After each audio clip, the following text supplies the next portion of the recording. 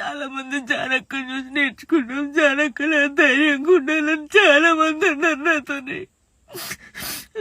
నా కోపిక నశించిందిరా. మీ అందరూ చెప్తున్నా నా కోపిక నశించింది. నాకు ఫుల్ బాధ అవుతుంది. ఇంత నరకంలో నిజంగా చాలా మంది అమ్మాయిలు సూసైడ్ చేసుకుని చచ్చిపోతే ఎందుకు చచ్చిపోయారు? వీళ్ళకి ఏం మాయరోగం వచ్చిందని నేను అన్నా కానీ ఆ బాధలు ఉన్నోళ్ళకే తెలుస్తుంది. ఆ బాధ అట్లెందుకు మైండ్కి వస్తుందని నాకు ఇప్పుడు అనిపిస్తుందా? అరే నిజమే కదా, బాధపడ్డోళ్ళకి బాధ తెలుస్తుంది.